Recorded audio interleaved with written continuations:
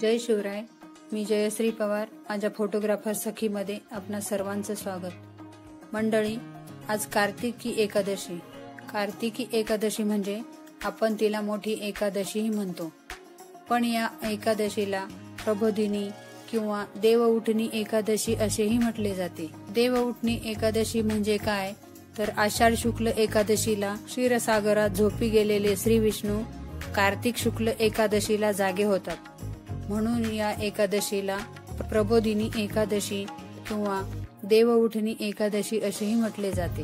प्रबोधिनी एकादशी संबंधी एक पौराणिक कथा प्रचलित आहे. एकदा लक्ष्मी देवी भगवान विष्णूंना विचारते, स्वामी, तुम्ही रात्रंदिवस जागता आणि लाखो करोडो वर्षांसाठी योगनिद्रेमध्ये जाता.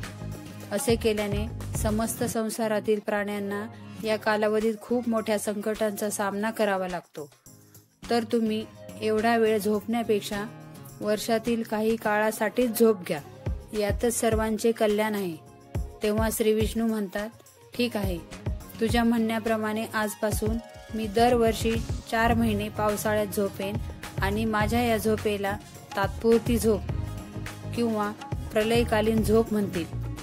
आणि तेव्हापासून श्री विष्णू आषाढ शुक्ल एकादशी पासून कार्तिक शुक्ल एकादशी पर्यंत 4 महिने झोपी जातात. यालाच आपण चातुर्मास असेही म्हणतो.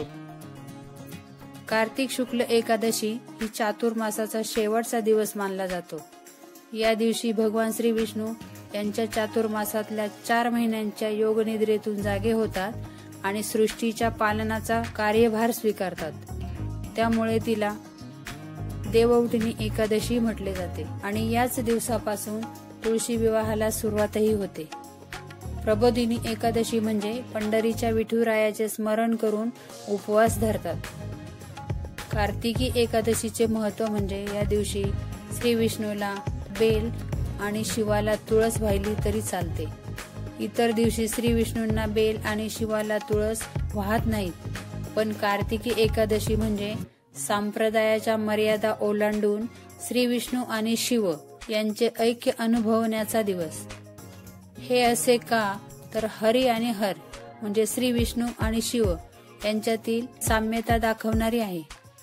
दुसरे आध्यात्मिक कारण असे सांगितले जाते की काल महात्म्यानुसार या दिवशी बेलामध्ये श्री विष्णूंची पवित्रके आणि तुळशीमध्ये शिवाची पवित्रके आकर्षित करण्याची क्षमता असते.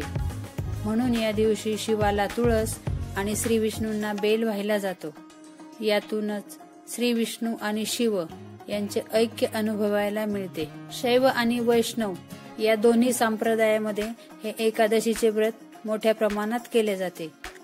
एकादशीच्या दिवशी सर्व प्राणी मात्रांमध्ये सात्विकता वाढत असल्याने हे व्रत केल्याचा लाभ नक्कीच होतो. हाच कार्तिक महिना ठिकठिकाणी काकड आरती महिना म्हणूनही ओळखला जातो. सत्यभामेने जेव्हा श्रीकृष्णाला कार्तिक महिन्याची महती विचारली, तेव्हा श्रीकृष्णाने तिला मत्स्य अवताराची कथा सांगितली. ज्यावेळी शंखासुराने वेदाचे हरण करून ते सप्तसागरामध्ये लपवून ठेवले, वेदांची सुटका करण्यासाठी आणि शंखासुराचा नाश करण्यासाठी श्री विष्णूंनी मत्स्य अवतार धारण केला. तोच तो कार्तिक एकादशीचा दिवस. असा हा भक्त वात्सल्याने परिपूर्ण महिना भाविक भक्तांसाठी एक आनंदाची पर्वणीच असते. या कार्तिक महिन्याच्या बहुतेक कथा श्री विष्णू आणि श्रीकृष्ण यांच्याशी जोडलेल्या आहेत. आता कार्तिक एकादशीच्या दुसऱ्या दिवशी साजरा केला जातो तो तुळशी विवाह. मंडळी, आपली भारतभूमी म्हणजे साधू संतांची भूमी आणि श्रीकृष्णांच्या श्री विष्णूंच्या लीलांची भूमीच म्हणायला काही हरकत नाही.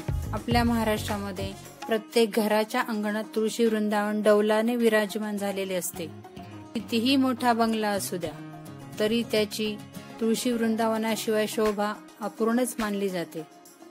वारकरी संप्रदायात तर तुळशीला खूप महत्व आहे. एवढंच काय, पण प्रत्यक्षात जगाच्या पालनकर्त्या श्री विष्णूंनी तुळशी स्वतःच्या गळ्यात धारण केली. तर ही तुळशी आहे तरी कोण आणि तिचा विवाह कार्तिक एकादशीला श्री विष्णूंबरोबर का केला जातो तर पाहूया थोडासा श्री विष्णूंचा महिमा.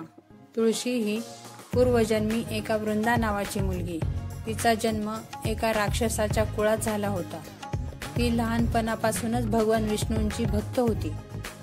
जेव्हा ती मोठी झाली तेव्हा तिचा विवाह राक्षस कुळातीलच जालंधर याच्याशी झाला। राजा जालंधरची उत्पत्ती समुद्रातून झाली होती। वृंदा ही आपल्या पतीची सेवा अगदी मनोभावे करायची। एकदा देव आणि दानव यांच्यात युद्ध चालू झाले तेव्हा जालंधर युद्धावर जाताना वृंदा त्याला म्हणाली, स्वामी, जोपर्यंत तुम्ही युद्धावर असाल तोपर्यंत तुमच्या विजयासाठी मी उपासना करीन। तुम्ही येईपर्यंत मी संकल्प सोडणार नाही, असे वचन मी तुम्हाला देते। त्यानंतर जालंधर युद्धावर गेला आणि वृंदा संकल्प सोडून उपवासाला बसली। व्रताच्या परिणामामुळे देवतांना जालंधरवर विजय मिळवता येत नव्हता। जालंधरचा विजय होईल या भीतीने सर्व देवता श्री विष्णूंकडे गेले आणि विष्णूंना प्रार्थना केली। तेव्हा श्री विष्णू म्हणाले, वृंदा माझी परमभक्त आहे, तेव्हा मी तिची फसवणूक करणार नाही। पण देवतांनी विनवणी केली की आम्ही तुम्हाला शरण आलो आहोत, तेव्हा तुम्हीच आम्हाला या संकटातून वाचवू शकता। तेव्हा श्री विष्णूंनी जालंधरचे रूप घेतले आणि वृंदाच्या राजवाड्यात गेले। वृंदाने आपला नवरा पाहताच उपासना थांबवली आणि ती ताबडतोब पूजेवरून उठली, त्यांच्या पायांना स्पर्श केला। जसा वृंदाचा संकल्प सुटला तसा देवतांनी जालंधरला ठार मारले आणि त्याचे डोके राजवाड्यात येऊन पडले। जेव्हा वृंदाने हे पाहिले की आपल्या नवऱ्याचे डोके कापले गेले, तर मग हा माझ्या समोर उभा आहे तो कोण? तेव्हा ती म्हणाली, तू कोण आहेस की मी ज्याला स्पर्श केला?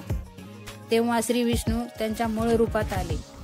वृंदाला हे सर्व काही समजले तेव्हा तिने श्री विष्णूंना शाप दिला की तू पाषाण होशील आणि पाहता क्षणी श्री विष्णूंचे पाषाणात रूपांतर झाले। तो शालिग्राम की आपण जो तुळशीमध्ये पूजतो। श्री विष्णू पाषाण रूपात गेल्याचे समजताच लक्ष्मी रडून प्रार्थना करू लागली। ते पाहून वृंदाने श्री विष्णूंना शापमुक्त केले। मी पुढच्या जन्मी तुमची पत्नी होऊन येईन, असे तिने सांगितले आणि ती आपल्या पतीसोबत सती गेली। काही दिवसानंतर ज्या ठिकाणी वृंदा सती गेली त्या राखेतून एक वनस्पती बाहेर आली। तेव्हा भगवान विष्णू म्हणाले, आजपासून या वनस्पतीचे नाव तुळशी। माझ्या या पाषाणरूपी स्वरूपाचे म्हणजे शालिग्रामचे तुळशी बरोबर पूजन केले जावे। तेव्हापासून सर्वजण तुळशीची पूजा करू लागले आणि कार्तिक महिन्यात तुळशीचे शालिग्राम म्हणजेच श्री विष्णूच्या पाषाण स्वरूपाशी लग्न लावायची प्रथा पडली। म्हणून प्रबोधिनी एकादशीच्या दुसऱ्या दिवशी हा विवाह साजरा केला जातो। तर मंडळी, कसा वाटला आजचा व्हिडिओ आवडल्यास लाईक करा, शेअर करा आणि सबस्क्राईब करायला विसरू नका। धन्यवाद।